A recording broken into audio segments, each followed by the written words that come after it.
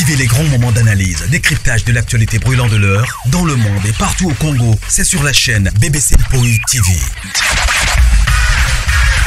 Toutes les vérités sur fond d'analyse, décryptage, sans langue de bois. Sur BBC Mpoï TV, on passe au peigne fin, l'actualité brûlante de l'heure. Nous sommes fiers d'être Congolais, nous sommes fiers d'être Africains. Construisons ensemble une bonne société pour nous et pour nos enfants. Tous à la fière, Yakozala Congolais. Tous à la fière, Yakozala Africain. Tous à la na Bomoko, Poto Tonga Mboka, Pona Biso, na Banana Biso.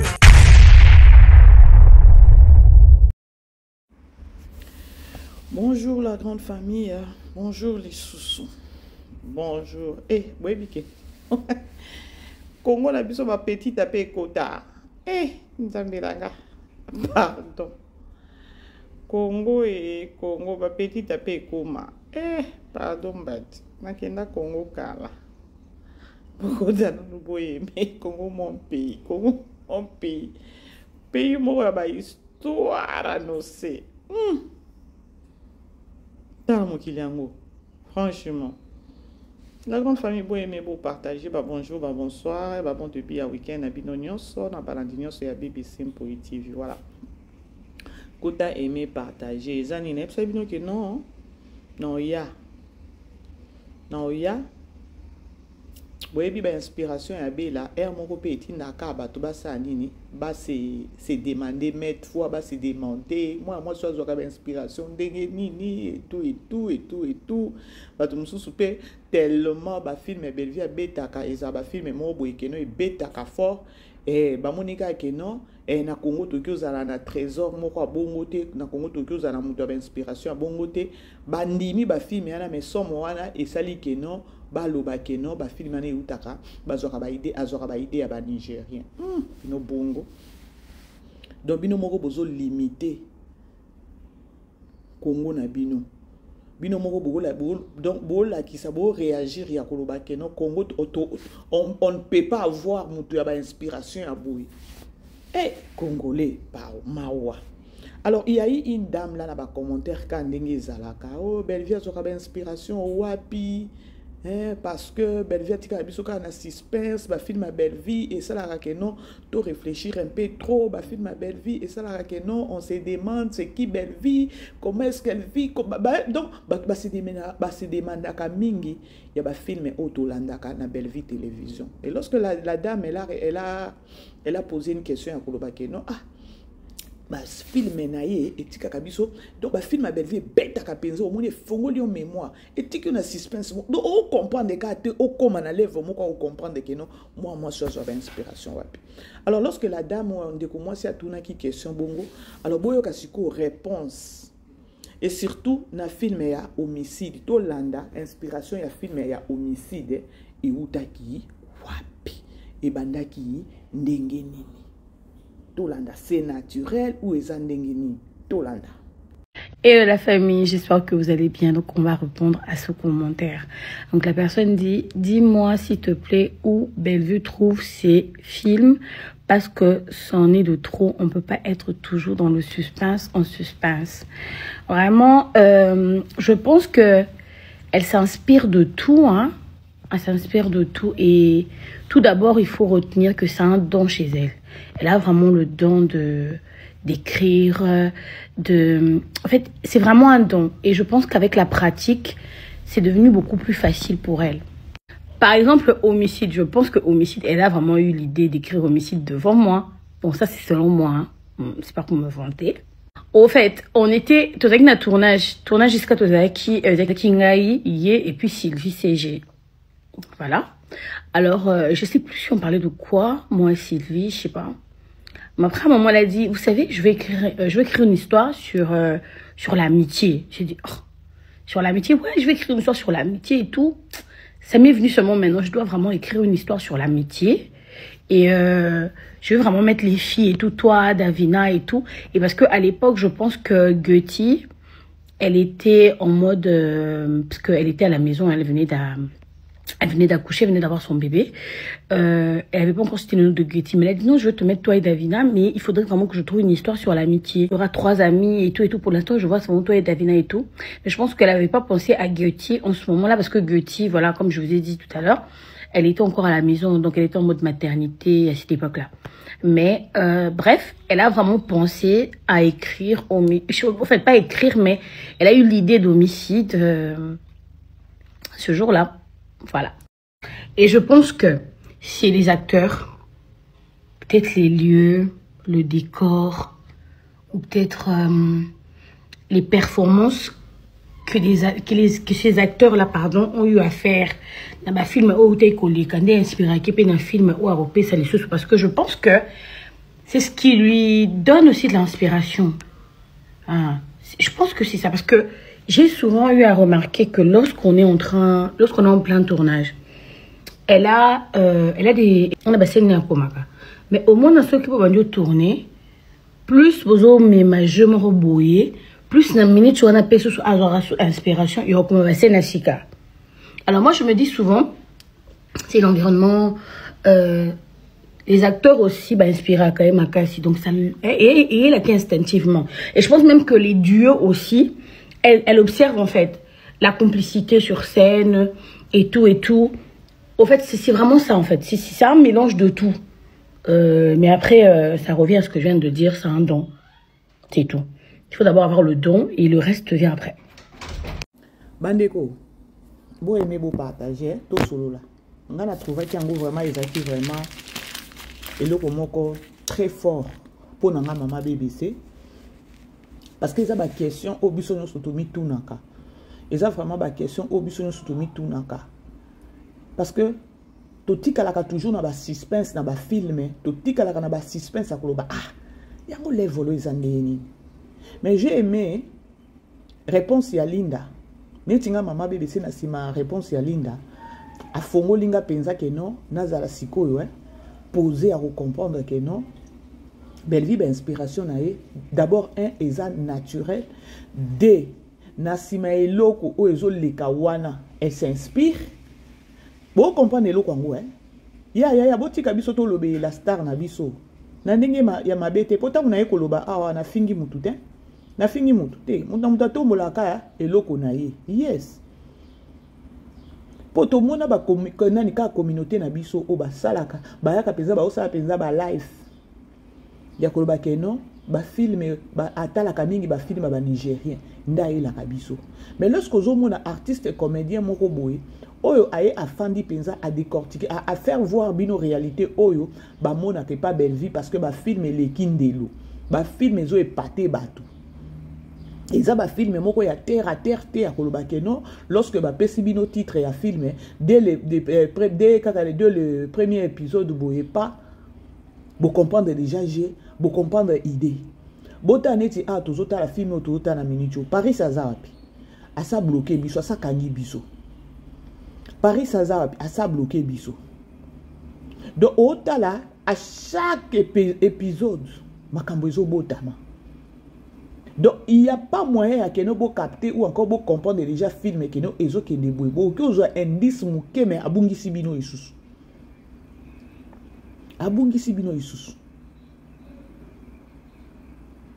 Donc c'est quelque chose où nani Linda bo ebi eza rare pe artiste aya koloba eloko oyo a constater pas artiste mususu pona musala na ye ndenge ezokende bandima na kate omona ba aya eza don basuki wana mais ko pesa peut-être le quoi Linda ndenge apesi boy omoni ba Linda o baza bana moko boya koloba keno batanga na bango ba classe baza bana moko boy baza mayele baza bana moko baza na ba compréhension moko boy donc elles savent peut-être que le ba ya comprendre makambo eza lokola mwana soko vandi na papa na yo mayele papa na zala ba makambo ko sala ko mona ka mwana atimba atala ka papa na zotala soko donc papa na nga sala loko à partir loko ouais. Alors Linda plus elle est avec Bellevie c'est plus aussi à comprendre comment est-ce que Bellevie a fonctionné Bon, imaginez le comme quoi bête à l'obini. À l'obi non, c'est naturel. À part cause à la naturelle, elle s'inspire de tout. La grande famille, Nalo Bakango. Bon, mon attend maman bébé, c'était un aka kosala. Analyse. Qu'on s'inspirer de tout et ça, c'est-à-dire quoi? Pour mouto zana neta wana esprit ya keno o s'inspira kanelo onyonso. Yaya, il faut ça mouto déjà que notre esprit na yo et ça dire aux faible en esprit et puis tu es toujours présent ou encore présente parce que ça n'a pas ton sous bazalaka. Bozela. Bolanda la grande famille. Voilà. Tozaka wana te que no e mataki e kitaki ete. Toto molaka star na biso hein. Toto mola star na biso parce que musala ezo ganga, musala ezo ganga, musala ezo ganga. Musala ezo ganga. Bota neti filme tozotala awawa. Elo Boyebi kenon na seki bozala to la nana no gesho a bominga. Ah désolé hein. Oui, c'était pour la réservation. Oui, je voulais réserver un vol pour la Chine. Disons pour demain. Hein. Il y a une place? Non. J'aurais tiré pour le Ah, donc vous avez une place pour... Tambour, expose, yo mobile, tambour na mutu, batambo na mutu. Ba yo kanga batongo ba ozo réserver ba vol ba ba comprendre triquer moto. Boniko? Oh. Parce que moi ma caméra ça saute aux yeux comme ça. Yi. On a ça comprendre Tina Vanda. OK. Triquer facilement, on a faible d'esprit hein. La faible d'esprit. D'accord. Triquer yo. Donc, je vais. Est-ce que vous pouvez prendre en charge l'hôtel et tout ça là? Tambola mokili mobimba, maman est infirmière. Tambola mokili mobimba. Tiens. Oh. Ah, yo petit camarade kuna ba ubi. Ouais, d'accord. C'est bon alors. Tant on le bâti Disons ah le boule vendredi, li ngana ko comprendre li lioni. Boniko. Ça c'est maintenant avisé, tu peux partir. Maman, permettez-moi de choquer. Je sais tout comprendre. Tu as envié tout ça. Faire de voyage un peu partout, boulinguer les mondes, tu as envié tout ça. Je comprends la masse, va triquer. Bah, ça va tout. Tu vois, moi, tu la vie au bino, je venais vers vous. La compagnie va plainte. Mon ami s'est plaigné. Et je comprends tout d'un coup, ça n'a comme état. Yo vivre luxueux. Moi aussi. Les éphémères. Je ne sais pas prophétiser. Na loba soki na mona nini kuna. Na mona lote. Oza parole de connaissance et tambolanga. Na lobby. Yo triqué masalanga. Yo o triqué. Mon ko to batenyo surtout. Maman. Na luka pona maman masalanga. Na la lango fort. O comprendre. Et puis na ebishi. Au monde quand na vivre de bo faire pauvreté wana. Bo continue sur moi richesse mon oyo luka gezwami. Na la lo fort. Na pour comprendre makambo. Na la lo fort. Mais au lia makamutu au lia wana et qui t'a bien été. Et qui t'a bien été. Mon talanga. Moi j'ai un esprit fort. Et peut choquer yo, na choquer au penane na na choquer yo. Avant la bimawa, na baso asko na de manière cruelle. Yo penam to na sima makambo yo, ya yo. Insister, fundanga to samba. Na la police na to vana na ça peut commandant samba to muto justice moi na moi so atriquer mobali na ye. Yo. Tu vas réfléchir dans ce moment-là.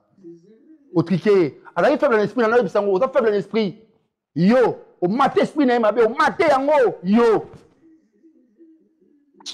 Aventurier, faible d'esprit. Moi, ça triquet. Au triquet, comment les faire réfléchir, yo?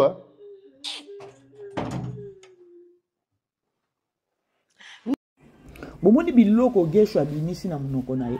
Gesho abimisi ba biloko moko eza réalité eza ya solo. Abi e o na okelo bateke no eza professionnalité. O triquer moi na mai. Eza ba biloko bande ko envier. Bande ko vous savez hein. Ko zanga pe ko yeba ka nzambe ndezo sa keno bato bakufa ba se retrouver na ba situation mususu parce que linda ndenge azawana azata na seconde à mukiete ya ko réfléchir ya ko loba keno retomber ou encore ba retour ya ba biloko eza nini. Bon mon a gaffe siko parce que ngana yebi keno film eko sila boete linda il faut azo ba retomber zongi la ye. Bomoni de monsieur Joël wana. Na yebi kaka keno mabende zaki liwa. Na yebi keno ba ko prier esprit wana o basi ba cheye wana. Ya keno ya paralysie wana ndenge ya komino kwa kizengi wongo. E obima. Yoka siko gesho. Oso ba biloko nini ngana ko yoka yo. Gesho bominga. Alors tout ça eza nini? Tout ça eza juste ba nani Poutine aye ko fungola batu mémoire na ba réalité ebele o batu ba yeba ate. Toyebi combien na kati ya ba mariage. Boyebi ka keno mobali kuna akotanda kwa zobela. Mobali akoma na AVC. Moi si ba up and down na minute belvia iko révéler ba situation bongo botala ezala abo. Ah oui, hein? Parce que c'est pas normal. C'est pas normal. Loba peut-être que non ba AVC mususu toyebi ezala ya bakindo ki ya famille ezala kanango. Ya que no ba famille o ba teki et tout et ba biloko na ezala. Mais ya Joël eza que non moi si a sacrifié yé. Ce que vous imaginez encore bon mituna combien de couples oyo peut-être mobile comme na ba état wana o ba topé bazo comprendre te danini. Quelque part ce botali pe bomona que non belvi fois zaka na bitumba parce qu'il ko révéler loko moko boye oyo monde ténèbre pe ko sepela terre. Vous comprendre la grande famille. Ce que l'eau les keling eza siko maman Milo eza 0 millions papa elombe ko bima qui a sala ki 12 mois.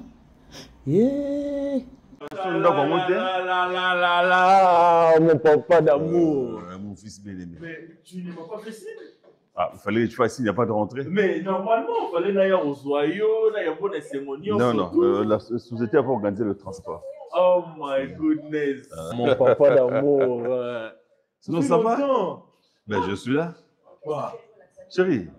Soyez les bienvenus. Céline, au lot, tu as un bébé? C'est vrai ça?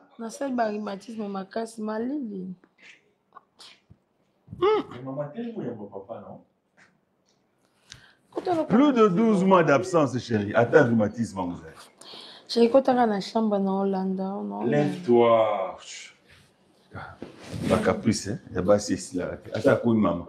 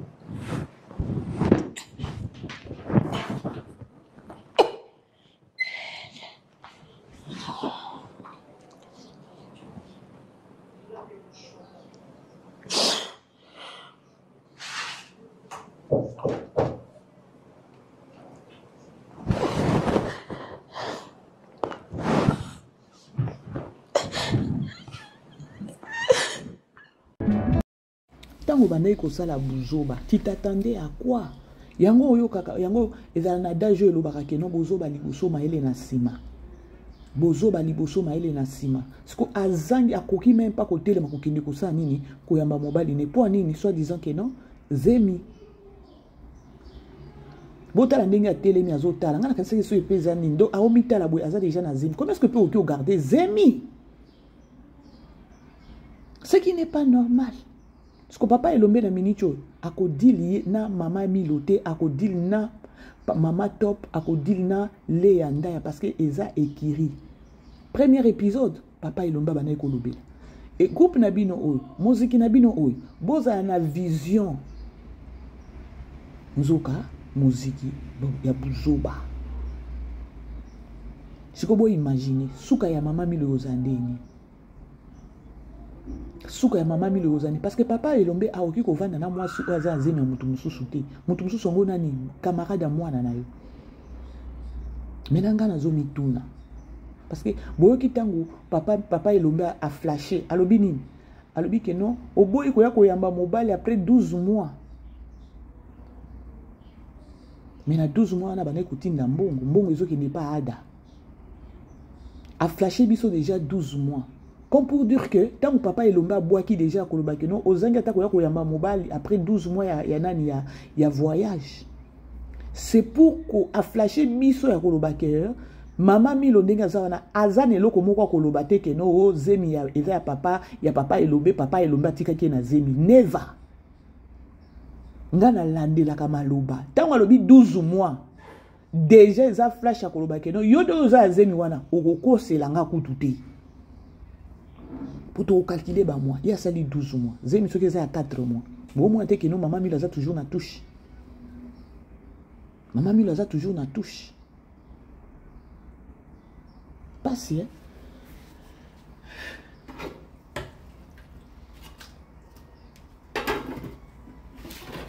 La grande famille, bon aimer, bon partager. Du solo na mémé la qui bino, c'est juste caractère non. Intervention ya Linda. Et ça dit que non, na sepe na moma kasi ya koloba. Inspiration ya maman na place utaka. Nani Linda soki aza souple. Aoki ko gagner, aoki ko hériter ba biloko ebele. Yo fongoli andeli. Nakanga kiti. Ya. Yo fongoli ndeli. Kala bana ni tso kanga kiti. Oh, pesa na sekoto. Uziki fi. Ya mamoto wana bi otsabe. Ocheki makala ebele alors. Nzambe. La grande famille Bolimbi Sanga, pardon. Nakanisa ina kata kinzoka na kata kite. Il en a eu pour ça en piodi.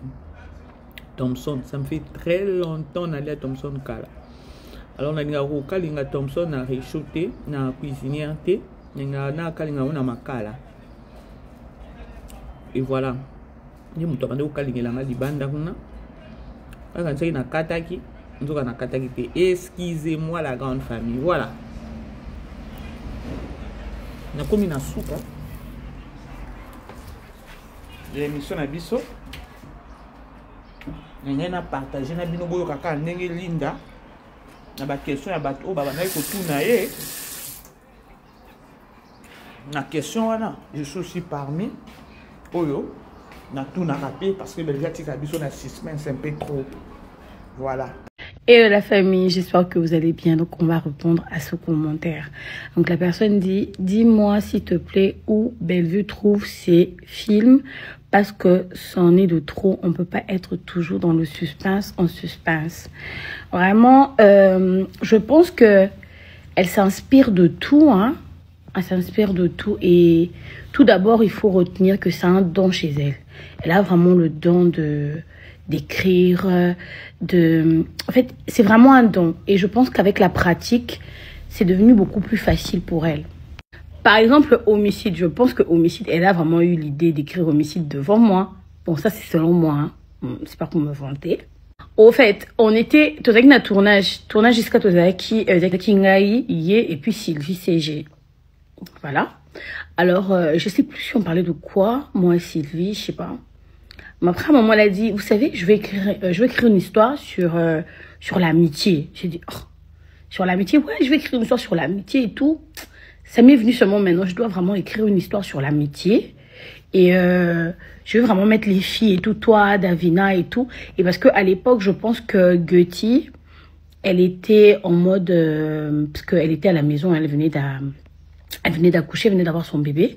Elle n'avait pas encore cité le nom de Guti, mais elle a dit non, je veux te mettre toi et Davina, mais il faudrait vraiment que je trouve une histoire sur l'amitié. Il y aura 3 amis et tout. Pour l'instant, je vois seulement toi et Davina et tout.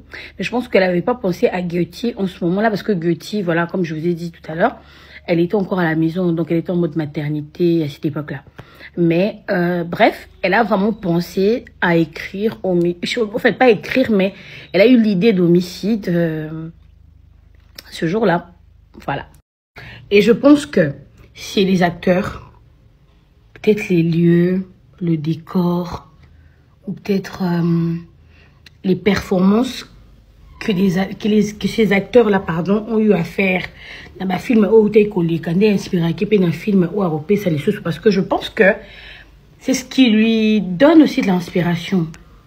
Ah, je pense que c'est ça, parce que j'ai souvent eu à remarquer que lorsqu'on est en plein tournage, elle a des mais au moins dans ceux qui peuvent tourner, plus vous avez majeur plus na minute tu as sous inspiration, il y a comme alors moi je me dis souvent, c'est l'environnement, les acteurs aussi inspirent quand même à Cassie, donc ça et elle a instinctivement, et je pense même que les duos aussi, elle observe en fait la complicité sur scène et tout.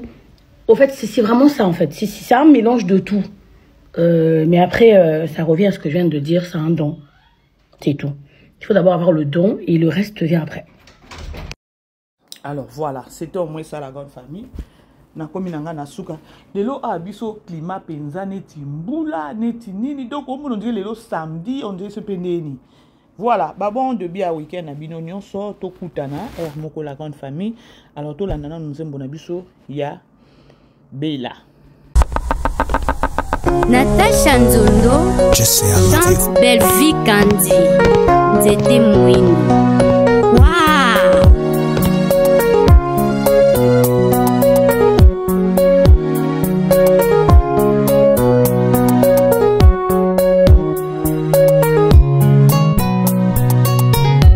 Zamba sali bolingo tolingana oya boyi bolingo webisanga azali nani. Ata bafiti bajalu bakoti po badestabilize anga bolingo na koloba stop. Nzete moindo mwana ya Congo, Belle Vie Kandi hérité ya Congo. Présence na yo netiaka bango malaleze, matongi na bango yoko sala nango nini, mafinga na bango yoko kende nango wapi. Nzete moindwe fiere ya Congo, Belle Vie Kandi fierité ya Congo. Présence na yo netiaka bango malaleze, etamboli na yo nebomaka bango. Nzete moindwe fiere ya Congo, Belle Vie Kandi fierité ya Congo. Matongi na bango yoko sala nango nini, mafinga na bango yoko kende nango wapi. Nzete moindwe fiere ya Congo. Soki nzamba loba bandela mokili mbala zomi nakosenga tikela ngaye le père ke nazanga ye. Soka zalaki nepoka faron parolinga tala polygame te le père ke azanga ye. Belle Vie Kandi Davina Apwa Cordo Hiro Caresse Kanda Moto Molimo. Belle Vie Kandi mwana ya Congo, basanganya bele po basilisa yo bakolonga te mwana nelaka. Belle Vie Kandi mama sociale. Belle Vie Kandi kolo groupe Bella abimisa pe barteur ebele oboyi osali mokili na yo asolaka bien. Nzete moindo boye bazwi wapi banda na ngwende na yo mama oya koboya yo asali mokili na ye nga na poni na nga yo. Nzete moindo na nga yanga yango wana. Prince Luamba Yatino Matouza le grand formateur à format. Belle Vie Kandi mama ya borphelin na borpheline likolo nango na baveuve nyonso. vanda na ngwende na yo mama. Mama motema malamu. Ada Ilunga Mobala Mbishi Star Boy. Ah, Belle Vie Kanzi, Cléopâtre du Congo. Tout celui qui parle mal à son nom perd son temps inutile. C'était Moindo, na groupe Bella.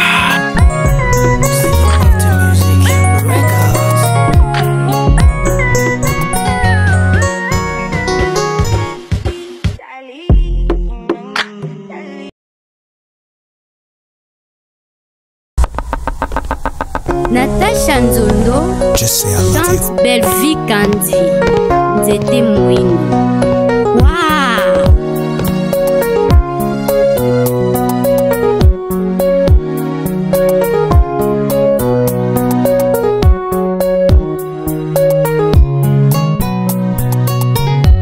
Zamba sali bolingo tolingana, oya boyi bolingo, oyebisanga azali nani. Ata bafiti bajalu bakoti po badestabilize anga bolingo na koloba stop. Nzete Moindo mwana ya Congo, Belle Vie Kanzi hérité ya Congo. Présence na yo netiaka bango malaleze, matongi na bango yokosala nango nini, mafinga na bango yoko kende nango wapi. Nzete Moindo fière ya Congo, Belle Vie Kanzi fierté ya Congo. Présence na yo netiaka bango malaleze, etamboli na yo nebomaka bango. Nzete Moindo fière ya Congo, Belle Vie Kanzi fierté ya Congo. Matongi na bango yokosala nango nini, mafinga na bango yoko kende nango wapi. Nzete Moindo fière ya Congo. Soki nzamba loba bandela mokili mbala zomi nakosenga tikela ngaye de perke nazanga ye. Soka zalaki nepoka pharaon, pharaon lingatala polygame te, de perke azanga ye. Belle Vie Kanzi Davina Apwa Cordo Hiro Caresse Kanza Moto Molimo. Belle Vie Kanzi mwana ya Congo, basanganya bele po basilisa yo, bakolonga te mwana nelaka. Belle Vie Kanzi mama sociale. Belle Vie Kanzi Kolo groupe Bella abimisa pe barteur ebele, oboyi osali mokili na yo asolaka bien. Nzete Moindo boye bazwi wapi vanda na ngwende na yo mama, oya koboya yo asali mokili na ye. Nga na poni na nga yo Nzete Moindo na nga yanga yango wana. Prince Luamba Yatino Matouza le grand formateur à format. Belle Vie Kanzi mama ya borphelin na borpheline, likolo nango na baveuve nyonso, vanda na ngwende na yo mama. Mama motema malamu. Ada Ilunga Mobala Mbishi Star Boy. Ah, Belle Vie Kanzi, Cléopâtre du Congo. Tout celui qui parle mal à son nom perd son temps inutile. C'était Moindo, na groupe Bella.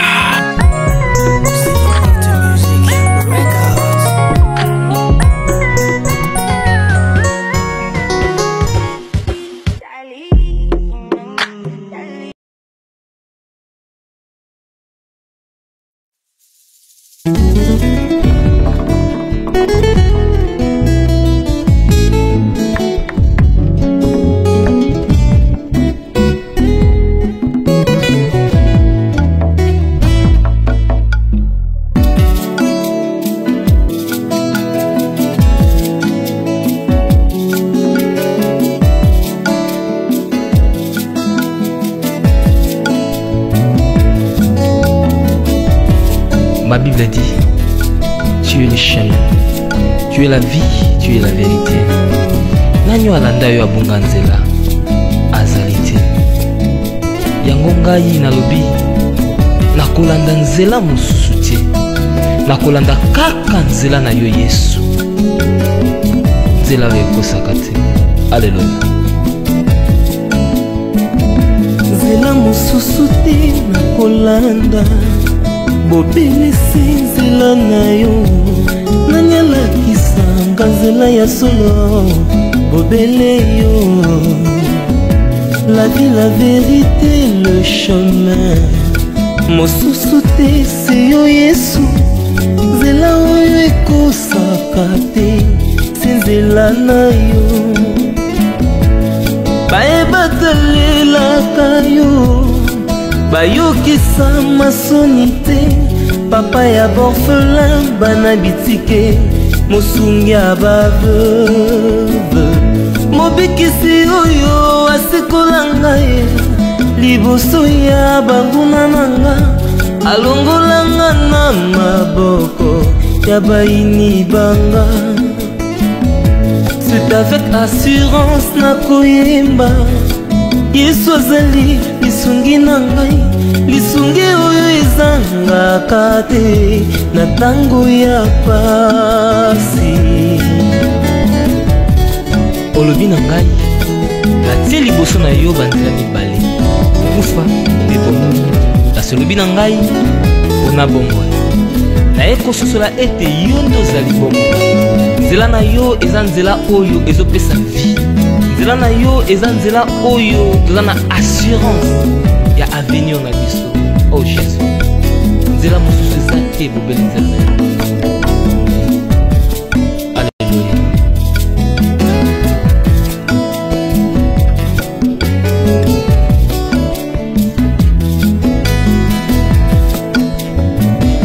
Nzela mosusu te nakolanda, bobelisi nzela na yo.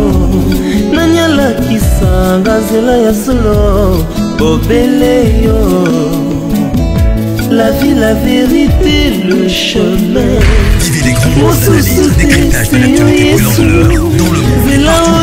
C'est sur la chaîne BBC TV. Toutes les vérités, fond d'analyse, décryptage, sans langue de bois. Bayokisa masoni te, papa ya borphelin bana bitike. D'être congolais, nous sommes fiers d'être africains. Construisons ensemble une bonne société pour nous et pour nos enfants. Tous à la fière, tous à la congolais, tous à la fière, tous à l'africain, tous à la Bunga, C'est avec assurance